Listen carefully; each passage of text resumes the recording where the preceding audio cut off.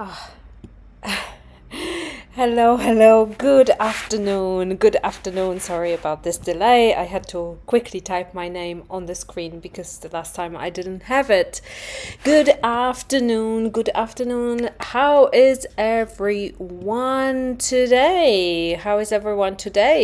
Let me know in the comments. I hope that you are well. It's another Monday and another lesson. I have a little bit of a headache today, so I don't know how I am going to do this lesson. I hope it will be okay. It's also very late, of course, because I am in Thailand, so it is a little bit, it's 12, it's after midnight, so I am starting to feel the tiredness. And for the last, how many weeks? Three weeks, when we've been doing these live videos, I have been feeling a bit tired, I must say. So I hope that it's not too visible. I hope that I am still quite energetic and you're still enjoying the lessons and you're still enjoying being here. So as always, let me know that you're here. Say hello in the comments. Say good afternoon, hello, and tell me how you are. How your weekend was. And my weekend was great. I had a great weekend. Again, quite long one. And the highlight of my weekend was a cooking course. I went to learn how to make donuts, in plural, and in a small village near the city where I'm staying. It's I went to see people from ethnic minority, we say, czyli mniejszość narodowa, ethnic minority, and they have this special snack, which is a donut, small ones like this, and we made it together. It was very nice, a really lovely stay, and then on Saturday I went to a dinner and a dance performance here in Thailand. So it was a really nice weekend, I must say, really good. I went to the cinema actually on Sunday to see a very silly movie. It's called The Beekeeper. It's very action-packed and lots of violence there, but it was also fun to see a movie in a cinema. I haven't done that for a while, so it was a good, nice change. Hello, Monica, and good to see you here too. And Gosha here is after a break. I am glad that you joined us. Monica says, I can feel good vibe, good energy from you. I am great. I am glad to hear that because I do feel a little less energetic at this time of the night. But it's not too bad. I had a very busy day today. Lots of things to do, lots of things happening in OK English. So I get up early in the morning. I worked through the day. I had a bit of a break, and then I went to the gym, and I went back to working. So it has been a very long, productive but long day. Sorry about the noise. If you can hear it, it's the aeroplane landing nearby. Hello, Anna. Hello, nice to see you. Nice to have you here. So today we are going to do a lesson about routines. It is a very easy lesson, so a lesson for people on level A2. And it is going to be an example lesson from the group lessons that we are going to have in March. So I am preparing group lessons for you, which I'm going to tell you about later on. So this is an example, one of the first lessons that we are going to do with group A2, so with beginners. So you can see how it's going to work. We are not going to do everything, but just a little bit, we'll see what we can go through. Hello Agnieszka, how are you today? I hope that you are well. Moi drodzy, dzisiaj prosta lekcja dla osób na wyższych poziomach, powtórkowa, dla osób na poziomie podstawowym, taka podstawowa lekcja, być może nowy materiał i to jest lekcja, która jest wyjęta z lekcji grupowych, które będę robić w marcu. I od razu Wam podam oczywiście link do tego, żeby się zapisać na listę zainteresowanych i będziemy robić dwie grupy dla grup B1 i grupy A2, czyli ten A2 jest początkujący, B1 to jest taki średnio już zaawansowany i ja będę prowadzić te dwie grupy. I grupa A2 jest we wtorki od 18 do godziny 20 i będę dzisiaj też Wam trochę powiem o tym, co na tych zajęciach będziemy przerabiać, a dzisiaj będzie lekcja przykładowa i powiem szczerze, od razu się przyznam, że nie dopasowałam tej lekcji do Was, to znaczy do spotkania na żywo z osobami, z którymi nie mam kontaktu face to face. Czyli znowu, tak jak z lekcją przykładową Alany, którą pokazywałam Wam parę tygodni temu, tutaj też być może będzie Wam się wydawać, że nie za bardzo możecie brać może udział w tym wszystkim i też przez wszystko nie możemy przejść, bo tego jest dosyć dużo. Natomiast chciałabym Wam, chociaż przez ileś tam slajdów przejdziemy, chciałabym Wam pokazać, jak one będą wyglądać. Więc musicie sobie wyobrazić, że jesteśmy w grupie razem, że widzimy się, że możemy ze sobą porozmawiać i wtedy możemy sobie wyobrazić, jak ta lekcja działa. I dzisiaj tematem lekcji to jest jeden z pierwszych tematów, które przygotowałam dla osób na poziomie A2, to są rutyny i nawyki oraz też słownictwo dotyczące uczuć i emocji. Zobaczymy, ile uda nam się z tego przerobić. To jest dosyć długa lekcja, ale zrobimy, I'll do my best, ok? I ponieważ jest to lekcja dla osób na poziomie A2, to ja będę do Was mówić dzisiaj po angielsku, ale na lekcjach będę mówić tak trochę dla tej akurat grupy, w zależności od tego, na jaki będziecie poziom reprezentować i ile będziecie w stanie zrozumieć, to będę trochę mieszać jednak, szczególnie gramatyka tutaj w tym momencie będzie też wytłumaczona w języku polskim, dlatego że jeszcze na tym poziomie być może nie wszystko będziecie rozumieć, dlatego będę starać się dostosowywać. Tutaj wiem, że wiele z Was przychodzi i jest już na dosyć dobrym poziomie, więc będziemy też dużo angielskiego używać. Dobra, mam nadzieję, że macie się, że już jesteście gotowi. I hope that you are ready. Hi Chris, good evening, and Ivona is here as well. Hi Ivona, it is also nice to see you here as well. So I hope that you are ready to learn a little bit with me today. So we are going to talk about routines and habits. Okay, so the first question for you is, what do you do every day and what do you do at the weekend? So tell me about your routines. So what do you do every day? What do you do at the weekend? Okay, remember that this is about your routine.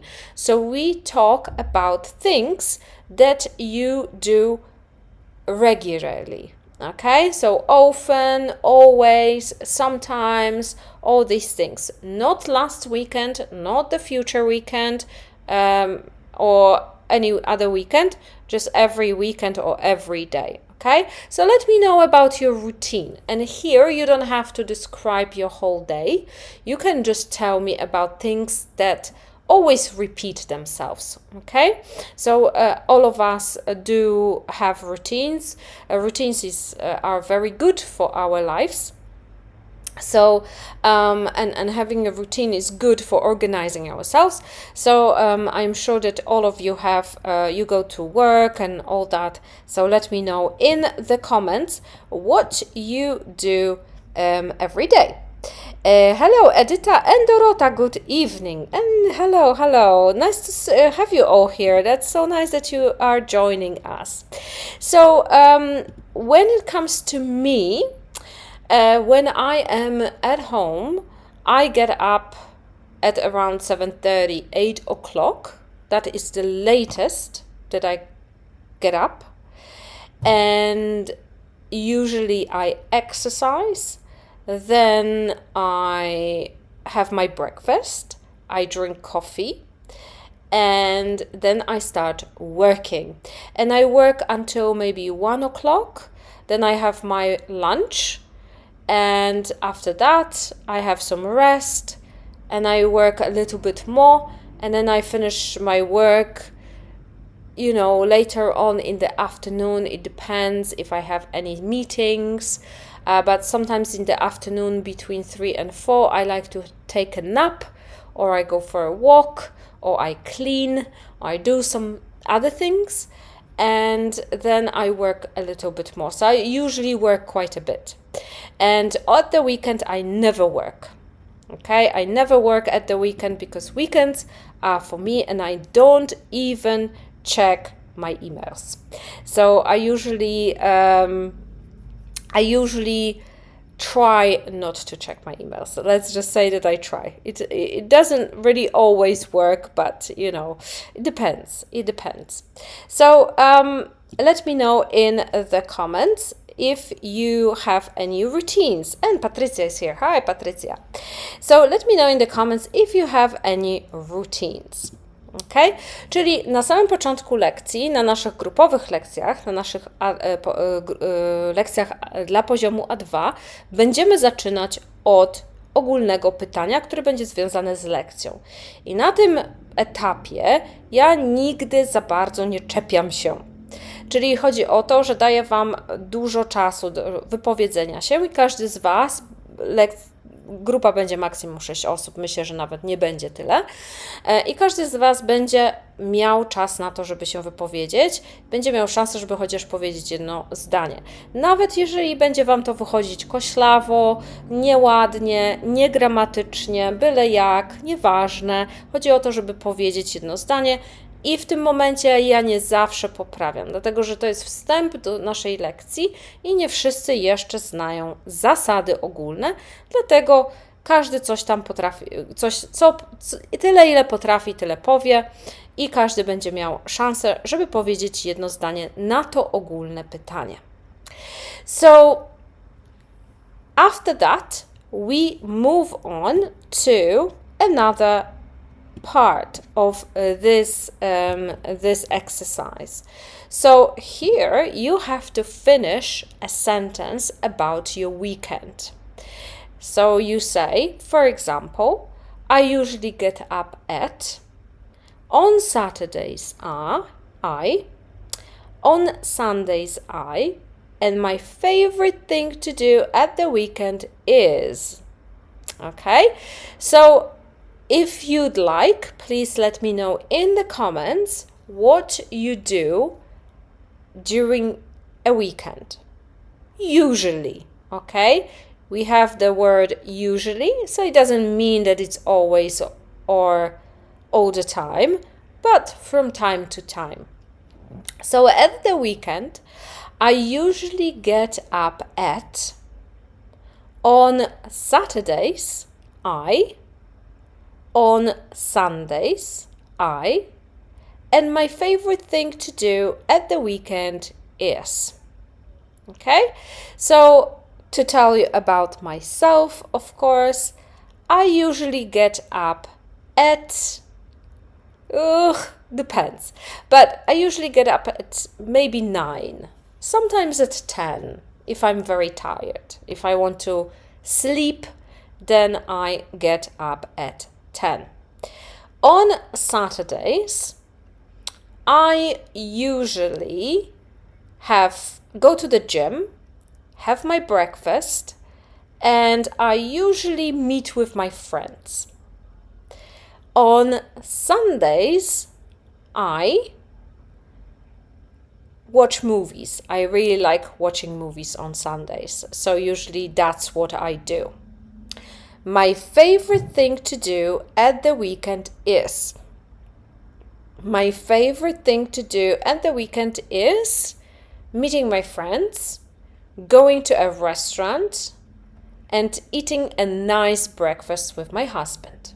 These are the most important and my favorite things that I like to do. If you'd like, let me know in the comments what you do. So Monika says that every morning I drink 750 milliliters of hot water with a pinch of salt and drop of lemon. It wakes my body and improves circulation. That is a lot of water, I must say. I can drink 1 glass when I get up of hot water, usually in the winter, because in the summer it's a bit too hot for me. But 750 milliliters, that is a lot of water, Monika. Gosia says, in the evening I always read books. I like to do that too, I must say. I always like to read books in the evenings before I fall asleep. It depends what book it is. I like to read crime, so it's probably not the best book to read before I fall asleep, I must say.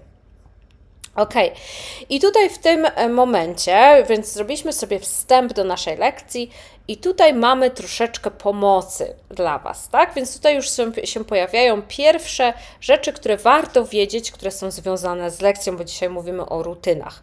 Czyli jest takie słowo jak usually, czy on Saturdays, on Sundays, and my favorite thing at the weekend is, tak? Czyli mówimy, to są zdania, które należy dokończyć. Każdy z uczestników ma szansę. Oczywiście każdy będzie musiał, nie ma tego, że nie mogę, więc każdy z uczestników musi dokończyć każdy z tych zdań, tak? Czyli mamy 4 zdania i każdy przechodzi, będzie dokończał zdanie. I znowu na tym etapie jeszcze nie do końca poprawiam, jeszcze nie do końca zwracam uwagę na błędy, daję się wypowiedzieć, daję robić błędy, błędy są jak najbardziej ok i można sobie z nimi jakoś, wiecie, po prostu je zignorować, też nie o tym za bardzo myśleć. I usually get up at 10 o'clock. On Sundays I have aquarobic. On Saturdays I drink wine, eat crisps and watch movies. So you are very healthy during the whole week, but on Sundays you let loose. So, or let your hair down as well, you can say. So you are just, you just go crazy on Sundays, eating crisps and watch movies and, just and drink wine, yeah? Okay, good. I usually do that on the weekends too, I must say. I am quite healthy during the week, but then the weekend comes and I just go crazy.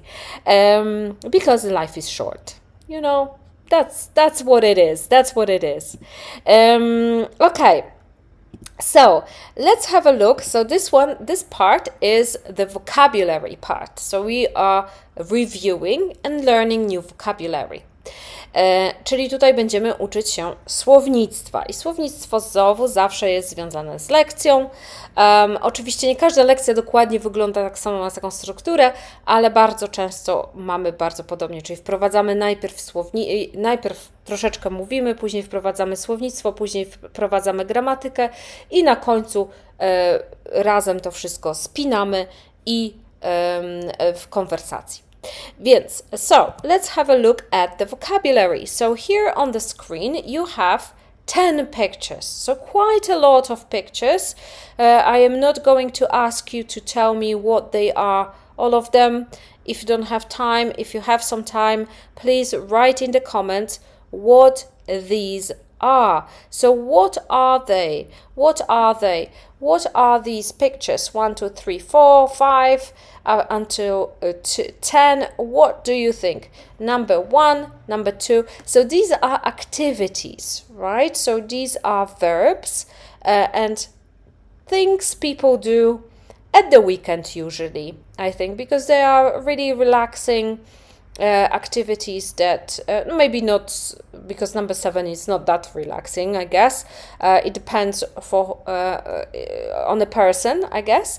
But yeah, most of them are relaxing. So let me know in the comments what do you think? Can you guess what these activities are? And I will check in a moment what, if you are writing and what you're writing. So I'll give you a couple of a minute or two to write at least some of it, right? So have a look. I hope that you can see this clearly, because sometimes the internet is not great, but maybe it is okay. I think it's working fine. So yeah, 1 to from 1 until 10. These are all the activities that I know a lot of people, a lot of you do during your free time, when you have a weekend. I do a lot of them. I think all of them I do. Yeah, I think all of them I do at the weekend. I usually like to do all that, except maybe looking at a computer screen, because that I don't like doing during the weekend. So if you write me an email on the weekend, you have to wait until Monday, because I have to get away from the computer, you know. When you work at the computer, it is quite hard sometimes. A lot of comments. Edita says, I usually get up at 5 a.m. even at the weekend. I work every Saturday and Sunday. My favorite thing to do at the weekend is rest on my sofa and watch TV. Wow, 5 a.m. That is very early, I must say. But you know, sometimes if you have that routine, it's good to get up at the same time every day. So I think that's, you know, for me it is a little bit too early. I like getting up early in the morning, but 5 a.m. it is definitely too early for me. I wake up really early because I have to prepare my children for school. I usually drop them off at school at 8 a.m. I always drink coffee before that. On Sundays, I always exercise in the morning. Yes, you are a very busy mom. I know that whoever is a parent, it's a hard job. Monica says, it takes me about 1 hour to drink. Oh, I know it's a lot, but I get used to it. Water is instead of coffee. I resigned drinking coffee at all. Oh my gosh, Monica, you're breaking my heart. What? You don't drink coffee? Coffee's life. I love coffee. I love coffee. I cannot give it up. But I only drink 2, so it's not too bad. You know, it doesn't really. But in the morning, I have to have my coffee. I cannot function. I need to sit down, have my coffee, and then I can start my day.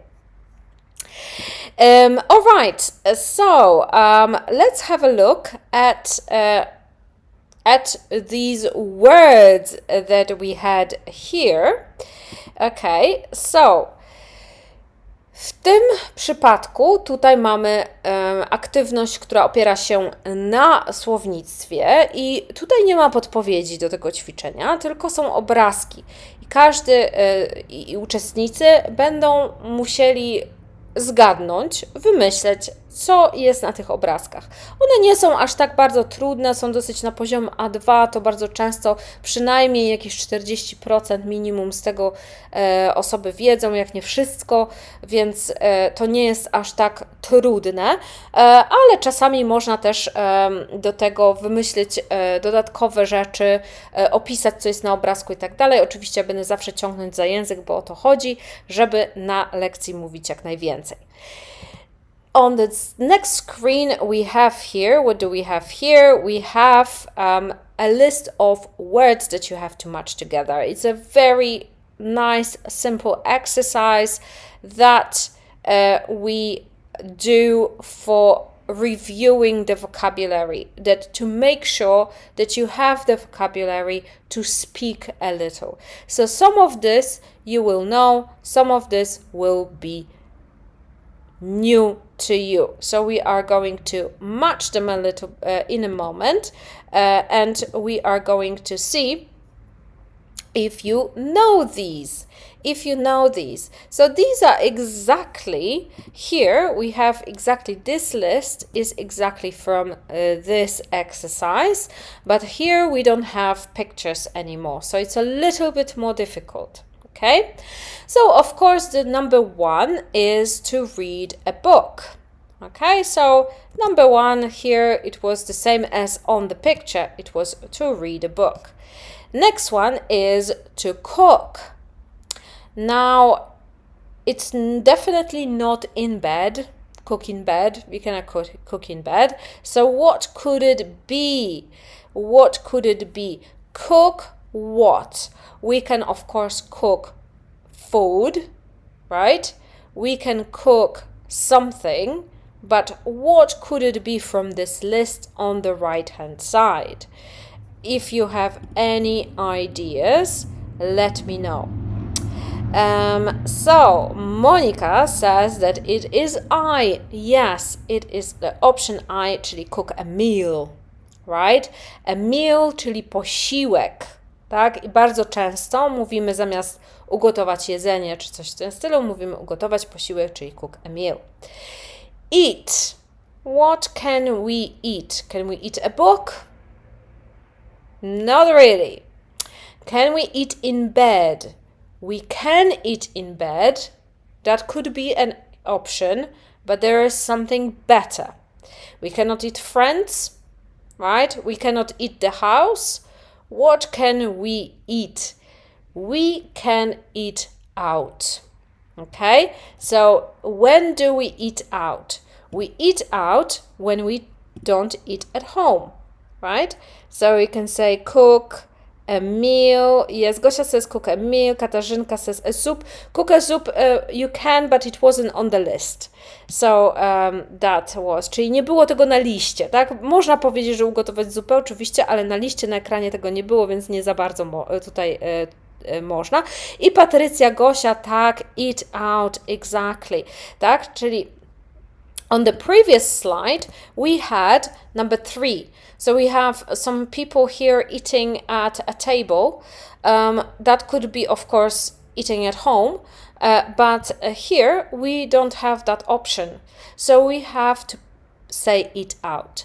Eat out is when we don't eat at home. We don't eat at a friend's house. We don't eat at anybody's house, at our house. We go out and eat. So this means eating in a restaurant. It is the same. Next one, go. Number 4. What would it be? Go. Where do we go? And here we have the picture, number 4.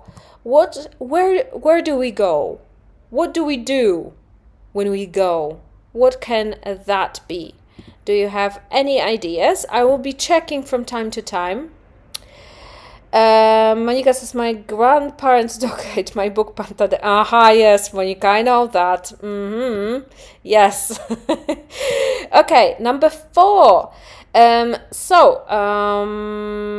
Let me see. Marzena, Gosia, Patrycja, yes, go for a walk, czyli idziemy na spacer. To jest bardzo częste wyrażenie, gdzie Polacy nie wiedzą, jak powiedzieć iść na spacer. A iść na spacer to jest go for a walk. Okay? Czyli, so number 4 here we had a girl walking through the forest, so we had to go for a walk. Number 5, stay. Stay. What do we say? Number 5, very simple. Look at the picture here. What could that be? Number 5.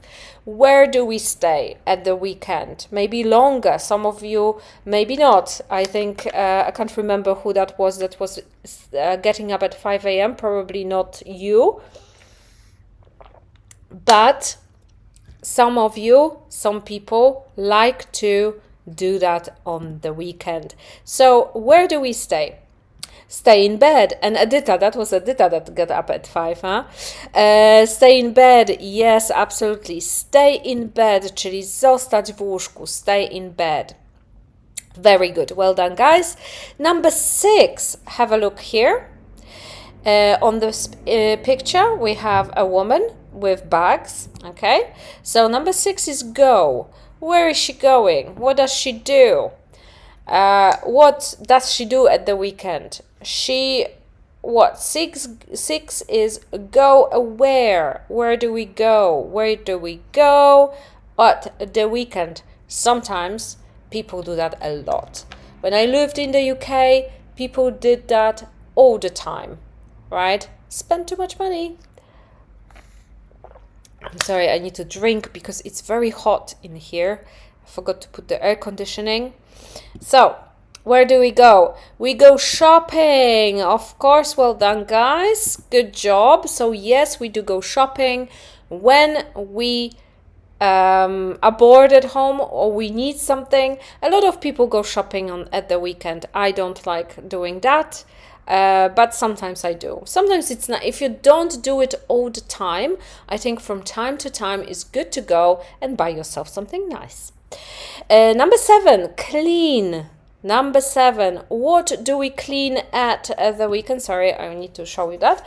What do we do? So we clean, but what do we clean? What do we clean at the weekend? What do you think? What is that we clean? Again, in Polish houses, very often, very common.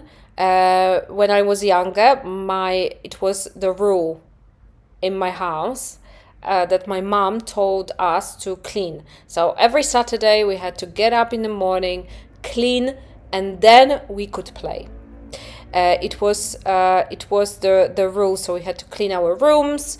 There was I think in a lot of Polish houses people still do that. I think that's I don't do that anymore. That's not my rule. Yes, clean the house. Very good. Katarzynka, Marzena, Edyta, Monika. Excellent. Very good. Perfect. We clean the house. Next one we do. Number 8. Let's see what we have. Number 8. That's simple. That's so easy. What do we do? Look at the picture. What is that? What is she doing here? Or what does she do at the weekend? So number 8, we do what? What do we do on the weekend? We can say exercise, and that's do exercise. Can be, it is okay, but that's not the option. Of course, there's one option that fits. Oh, yes, do yoga. Okay, remember that we say do yoga, not make yoga or exercise yoga or whatever else there is. But we do yoga in English. Number 9, watch.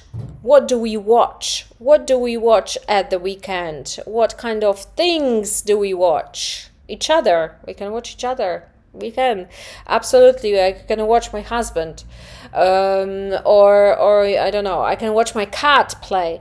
But this is not what we're looking for on the list. There is a different option, a better option. What do we watch at the weekend? We can watch our friends. Absolutely, yes, but again, not the option. Watch a film, watch a movie, perfect, good job, guys. Yes, absolutely, yes, good job. So yes, we watch a movie or a film, yeah? A film, a movie, both are correct or good. Number 10, we meet who? Or whom? More like it. Who do we meet at the weekend? We can meet someone, family. We can meet our family too, but we have something else on the list and it's very easy. Who do we meet? Number 10, we have 2 lovely girls here that are meeting. So who do we meet at the weekend? Friends, yes, Katarzynka, very good. We meet friends, absolutely, yes. Good job, guys. That was very easy. So I hope that you knew most of it. If not, you learned something new. Oczywiście, jeżeli pracujemy w grupie i tutaj mamy kontakt ze sobą, tak, no to ja namawiam do tego, żeby robić notatki, ale też slajdy dostajecie, więc tutaj też możecie korzystać z tego, jeżeli nie chcecie prowadzić notatek, chociaż notatki są zawsze bardzo przydatne i polecam robić notatki. Grammar, so gramatyka, tak? Przechodzimy do części gramatycznej, do części trochę trudniejszej. I tutaj się zatrzymamy, bo jeszcze Wam powiem o tym, że zajęcia dla poziomu A2 są we wtorki, o 19 marca zaczynamy i o 18, a grupa B1 w środy o 18. Każde z tych spotkań będzie trwało 2 godziny, czyli macie 10 spotkań, bo to jest 10 tygodni, 10 spotkań, 20 godzin i macie 650 zł za wszystko. I jeżeli chcecie sprawdzić szczegóły, to namawiam Was do zapisania się na listę zainteresowanych, czy chcecie poziom B1 czy A2. Ja już w zasadzie dzisiaj osoby z listy zainteresowanych, które się zapisały wcześniej, dostały maila, gdzie mogą się już zapisać, opłacić lekcję i zapisać. Ale jeżeli się dopiszecie do tej listy, to jeszcze dostaniecie raz czy 2 razy w tym tygodniu przypomnienie, że możecie się zapisać i będzie też do tego oczywiście plan nauki, który na samym końcu, jeżeli będziecie chcieli zostać, to jeszcze Wam powiem. Jak poznać jaki poziom? Już mówię, daj mi chwilkę. Jak się zapiszesz na listę zainteresowanych, to się dostaje też e-mail potwierdzający i tam jest link do testu poziomującego, ale jeżeli go nie znajdziesz, bo może gdzieś tam przepadł, to już Ci podaję tutaj link do testu poziomującego, można sobie go rozwiązać. Test jest bardzo trudny i on zaniża wynik, od razu mówię, troszeczkę. Lekko zaniża wynik, to jest też test trochę też na myślenie logiczne, więc proszę się nie zrażać, jeżeli Wam wyjdzie o wiele niższy poziom niż myśleliście, że Wam wyjdzie. Jeżeli wychodzi Wam A1, A2, to już możecie do tej grupy pierwszej dołączyć. Ja jeszcze też Wam podam, jakie będziemy mieli tematy, żebyście mogli zobaczyć, czy do takiej grupy chcecie dołączyć. Ewentualnie jeszcze można się też ze mną umówić na konsultację, żeby zobaczyć, ja Wam mogę ewentualnie doradzić, która grupa, czy któraś z tych grup jest dla Was. Dobrze, moi drodzy, to jeszcze do tego programu będę Wam czytać, jak skończymy wszystko, to ci, którzy będą chcieli, to zostaną i Wam podam, jakie będą tematy. Więc gramatyka, czyli część merytoryczna i zawsze prawie przy każdej lekcji jest troszeczkę gramatyki, bo musimy to, szczególnie na tych 2 poziomach, no niestety, ale gramatyka musi być i ją przerabiamy. Dużo z Was już zna pewne rzeczy, dużo z Was część już przerabiała te rzeczy, już wiecie, znacie i tak dalej, ale dla przypomnienia zawsze będziemy sobie je przerabiać. I tak tutaj przerabiamy sobie czas bardzo podstawowy, czyli czas present simple, o którym na pewno wiele z Was wie i już przerabiało 1500 razy. Więc nie będziemy się nad nimi, w zależności od tego, jak grupa będzie się rozwijać, jaka będzie reakcja grupy i czy będziecie chcieli bardziej szczegółowo podejść do tego czasu, czy nie, i czy po prostu go znacie, tak? Więc czas present simple, tutaj szybko wyjaśnię, oczywiście to jest czas teraźniejszy, kiedy mówimy o czymś, co się dzieje zawsze lub regularnie i pomaga nam także określić, gdzie mieszkamy, co lubimy robić, czy naszą osobowość, tak? To jest ważne, to są bardzo ważne rzeczy, czyli takie rzeczy właśnie jak gdzie mieszkasz, skąd pochodzisz, co lubisz robić, gdzie pracujesz bardzo często, chociaż w zależności, czy jest to praca stała, czy nie, ale dajmy na to, że to jest stała praca i na przykład nasza osobowość, jaką jesteś osobą. I zdania typu I am smart, I am old, czy you are a great person, to jest też zdanie w czasie present simple. Tylko w tym przypadku mamy tutaj czasownik to be, czyli am, is lub are. Druga forma tego czasu to jest czasownik, który wyraża rutynę i uczucia. Czyli na przykład, kiedy mówię o czymś, co się dzieje ciągle. I tutaj już w tych zdaniach nie ma czasownika to be, bo jest taki czasownik jak wstaję, get up, mieszkam, I live, czy pochodzę, I come from. I różne inne rzeczy, tak? Lubię, I like, I want i tak dalej. Czyli I get up at 8 a.m., I live in Poland, I come from Poland. To są wszystko zdania w czasie present simple. Do tego z tym czasem występują słowa takie jak sometimes, always, often, rarely czy never. Czyli I sometimes get up at 8, I always go for a walk in the evenings, I often cook a meal at the weekend, I rarely do yoga, czy I never read a book. Ok? Czyli to są takie bardzo, bardzo podstaw, ale znowu będę zwracać uwagę na to, jak grupa reaguje na te informacje, czyli jeżeli ktoś będzie taki, że nie będzie wiedział i nie wiem, nie pamięta na przykład, tak, bo dużo, już na poziomie A2 to już ten czas przerabialiście, ale możecie nie pamiętać, więc będziemy sobie powtarzać, będę się starać, żeby jednak się troszeczkę zatrzymywać, zwracać uwagę na osoby, które jednak nie potrafią powiedzieć do końca, z czym ten czas się wiąże. I tutaj część mówiona, która niestety u Was oczywiście nie może wystąpić, możecie mi napisać. So we look at the pictures. Here we have 10 pictures and you choose one picture and then you have to tell me about your routine at the weekend. So for example, you say, I sometimes read a book at the weekend. Or I always do yoga on Saturdays. Right? Or I always watch a movie on Sundays. Okay? So in this part, you speak, I listen, and then I correct. So we have to, I have to listen to you, you have to speak, and I listen to you, and I give you feedback. So I tell you what kind of things you've done wrong, and I give you also a positive feedback. So I tell you what you did well. So in this case, we are not going to stop for too long here, but only a little bit, because this is a speaking part, which of course you cannot say, but every single person will have the chance to speak. Czyli w tym przypadku każda osoba będzie musiała powiedzieć przynajmniej jedno zdanie, które składa się z tego, co robi zawsze albo czego nie robi. Wybiera cokolwiek, jeden z obrazków, wybiera jedno wyrażenie, które mieliśmy wcześniej i dobiera do tego przysłówek częstotliwości, czyli ten sometimes, always, often i układa z tym zdanie. I w zależności od tego, ile będziemy mieli czasu, ile jest osób, to przynajmniej minimum jedno zdanie trzeba powiedzieć w tym przypadku. So moving on to our grammar. So here we also have to talk about the third person, czyli musimy tutaj powiedzieć o naszej trzeciej osobie liczby pojedynczej, czyli he, she, it.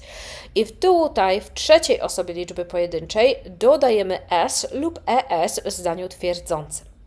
W tym przypadku nie będziemy tłukli, dlaczego się stawia es, a dlaczego s w niektórych, tylko troszeczkę powiem, ewentualnie dla tych, którzy są ciekawi, że na przykład jak się czasownik kończy na samogłoskę, to dodajemy es, ale tego uważam, że jeżeli chyba, że się przygotowujecie do jakichś egzaminów, jest naprawdę Wam to potrzebne. Oprócz tego nie do końca trzeba się tego uczyć, ale oczywiście wymowa tutaj jest bardzo, bardzo ważna, tak? Czyli nie mówimy she does czy coś takiego, tylko she does, tak? Tam jest z na końcu, więc na to zwracamy uwagę, ale oczywiście najważniejsze w tym tutaj momencie jest to, żeby do czasownika dodać s lub es, prawda? I to jest dla nas najważniejsze w tym momencie. So, the next exercise is very similar to the one that we had before. So here you also choose one picture, but in this case you tell me what does she do every weekend, okay? So you can say she always reads books, she never sleeps or she never stays in bed, she often eats out, she always does yoga.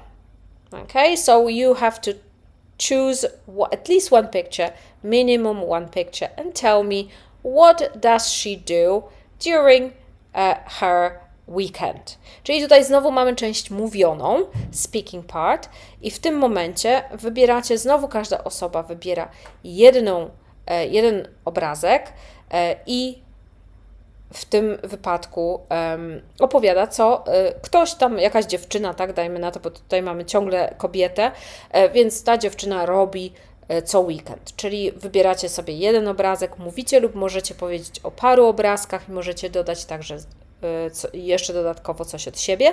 I tutaj w tym przypadku, w jak i poprzedniej części. Tutaj też zwracamy uwagę na wymowę, na Wasze błędy, na to, czy używacie nowych wyrażeń, które były dla Was nowe, czy używacie poprawnej gramatyki i tutaj już się poprawiamy i ja Was poprawiam i zwracam uwagę na to, co robicie dobrze i co robicie źle. So the next part is of course the questions. The questions are very difficult and complicated in English. So this one we spent a little bit more time doing. Czyli tutaj spędzamy troszeczkę więcej czasu na układaniu pytań, bo pytania są ważne w języku angielskim, też dosyć trudne. Czyli warto zwrócić uwagę na to, że w naszych zdaniach, które się zaczynają od I am, you are, he is, które mają czasownik to be, to czasownik to be przekładamy na początek zdania, czyli będzie am I smart, are you from Poland, is he a teacher, tak? Czyli wszystko to, co mamy z to be, przekładamy na początek zdania. W pytaniach, gdzie mamy czasowniki do, jakieś inne niż to be, to stawiamy do na początek zdania prawie we wszystkich osobach, a w trzeciej osobie stawiamy does na początek zdania. Czyli do I go to school? Do you work? Does she go for a walk? Tak, czyli to wszystko mamy do i does. No i możemy oczywiście dodać inne pytajniki, takie jak what, why, where i how, czyli what do you do? Why does she sleep so late? Where do I go for holidays? Why do they live here? I tutaj ja przebiegłam przez te, oczywiście przez te zasady wszystkie, bo wiecie, kończy nam się czas i tak dalej, ale będę nad tym na pewno spędzimy nad tym najwięcej czasu na pytaniach na samym początku, przynajmniej dla grupy A2, bo pytania zawsze się mieszają i te zasady są jednak często dosyć takie trudniejsze niż przy normalnych zdaniach, więc tutaj też na pewno sobie spędzimy trochę więcej czasu.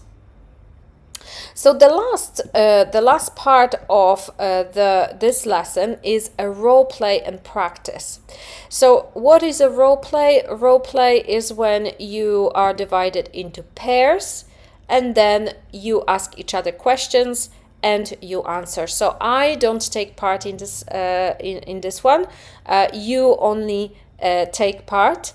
So I divide you into pairs and then you play some kind of dialogue.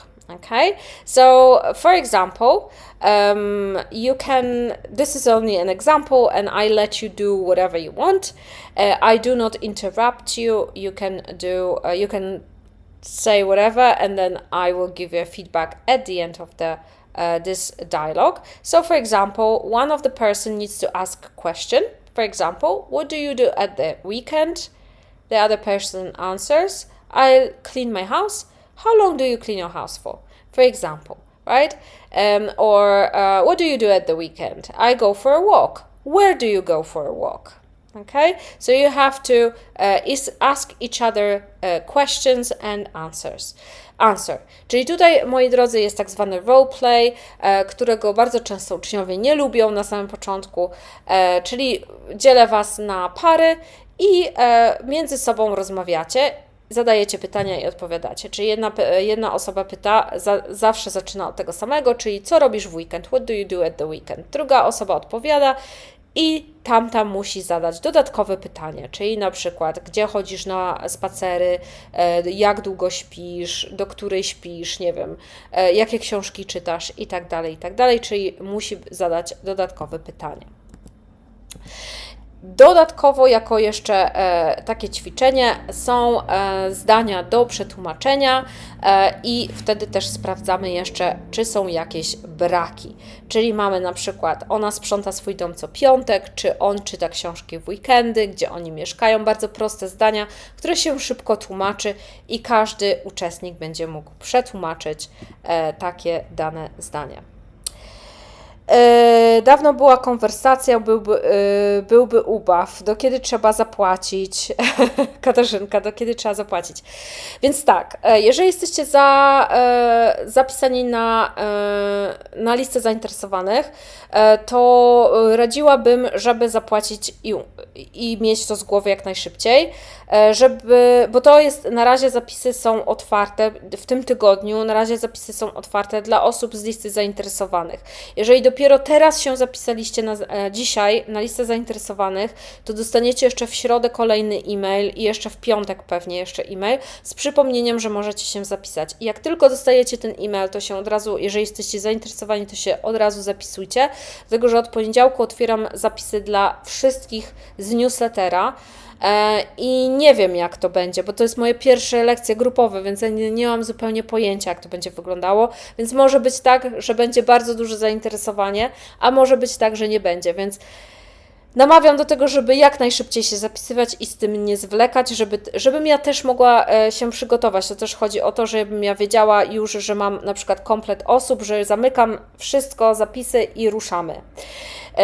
Bardzo, bardzo polecam się w ten sposób to sobie zorganizować, żeby nie czekać, nie zwlekać, wiecie, bo im dłużej się zwleka, tym później jest ciężej się zapisać i później się rozmyślamy też i różne rzeczy się pojawiają. Powiem tak, maksimum 6 osób w jednej grupie, minimum 4, to znaczy ja powiedziałam minimum 4 osoby, ale nawet jak się zapiszą 2, to myślę, że i tak zrobię, bo szkoda mi będzie kogoś po prostu odesłać z kwitkiem, dlatego i oddawać pieniądze i tak dalej, więc myślę, że nawet zrobię wtedy.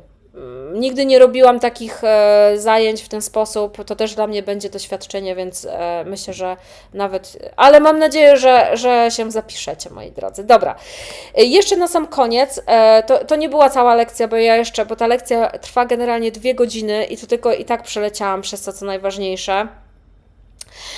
Więc tam jeszcze są ćwiczenia. Dodatkowo jeszcze dostajecie materiały do domu, dostajecie te slajdy, które tu widzieliście, dostajecie handbook z wszystkimi zagadnieniami gramatycznymi i dostajecie oczywiście zawsze pracę domową, czyli zawsze coś jest. Nie będę Was zawalać pracami domowymi, ale zawsze coś trzeba będzie zrobić.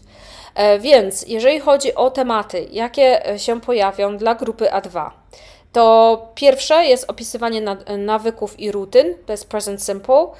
Do tego macie jeszcze personality i feelings, czyli są słownictwo związane z uczuciami i charakterem. Lekcja druga, present continuous for the present. What are you doing? What are they doing? Czyli tutaj drugi czas wprowadzamy i skupiamy się na teraźniejszości, co oni robią, co my robimy i tak dalej, teraz w tym momencie. Numer 3. Can, cannot, ability, inability, interested in, good at, like, and vocabulary, hobbies, jobs and education, describing jobs. Czyli tutaj będziemy mówić o czasownikach modalnych, o tym, co potrafimy robić, czego nie potrafimy robić, czym się interesujemy, w czym jesteśmy dobrzy, co lubimy i rzeczy takie jak hobby, praca, edukacja, opisywanie pracy. Numer 4, describing your town and cities, city places in town, asking and giving directions. Tutaj będziemy się uczyć o różnych miejscach w mieście i dawaniu i pytaniu się o kierunki. Number 5, talking about the weather. Tutaj będziemy mówić o pogodzie. Number 6, past simple, talking about the past, czyli tutaj już wprowadzamy czas przeszły i rozmawiamy o przeszłości. Number 7, going to the doctor, body and health. Będziemy troszeczkę mówić o pójściu do lekarza, o ciele i zdrowiu. Number 8, present simple, present continuous and past simple review. Czyli tutaj zrobimy sobie powtóreczkę z gramatyki i dodatkowo zrobimy sobie future simple and present continuous for the future. Talking about your plans and using going to. I tutaj wprowadzimy już ostatni czas, który jest potrzebny na tym poziomie, czyli tutaj wprowadzamy future simple, czas przyszły i wracamy do czasu present continuous, którego będziemy używać do wyrażania przyszłości. Number 9, making requests at a restaurant and other public places, czyli tutaj będziemy wyrażać prośby, uczyć się, jak zamawiać przeróżne rzeczy i jak zachowywać się w miejscach publicznych. And number 10, we are going to review and close, czyli na numer 10 zrobimy sobie powtórkę wszystkiego, być może jakiś mały teścik i zamknięcie kursu. I to jest A2, B1. Tutaj mamy też 10 lekcji. Number 1, describing past events and experiences, past habits and states, and used to. Tutaj będziemy uczyć się, jak używać used to, jak mówić o przeszłości i o przeszłych stanach. Number 2, feelings and emotions. Tutaj będziemy też mówić o uczuciach i emocjach, ale oczywiście jest to wyższy poziom. Number 3, present perfect, ulubiony, czas wielu osób, czyli present perfect. Number 4, modals, should have and could have. I tutaj będziemy mieli modalne czasowniki, które wyrażają przeszłość. Number 5, giving reasons and opinions. Tutaj będziemy dawać powody i opinie. Number 6, sport, health and fitness. We are going to talk about sports, of course. Będziemy mówić o różnych sportach, o zdrowiu i o fitnessie. Number 7, present continuous versus future simple. Tutaj będziemy mówić o czasie present continuous i wyrażeniu przyszłości przy tym czasie i czasie future simple. Number 8, news, media and technology. Będziemy mówić o mediach, o wiadomościach, o technologii. Number 9, present perfect continuous. To jest czas, który jest perfect continuous, czyli I have been doing. And number 10, close and review, or review and close, czyli tutaj też zrobimy sobie powtórkę.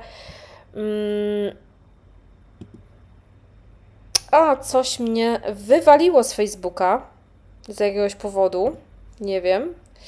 No ale trudno, dobra, i tak już kończę, moi drodzy, więc raz jeszcze podsyłam Wam na koniec, czy będzie można otrzymać certyfikat. Można otrzymać certyfikat, mogę wystawić certyfikat. Ja nie jestem szkołą, która wystawia certyfikaty w taki sposób, że to nie są takie certyfikaty, które są uznawane przez jakieś tam organizacje, ale jasne, certyfikaty możemy zrobić tak, że otrzymacie certyfikat po ukończeniu kursu, nie ma problemu. Dobrze, moi drodzy, widzę, że nie wiem czemu, ale już nie będę dochodzić tego, dlaczego mnie wywaliło z Facebooka, nie mam pojęcia w ogóle, co się stało. W każdym razie kończę i mam nadzieję, że zapiszecie się na zajęcia grupowe i że się spotkamy.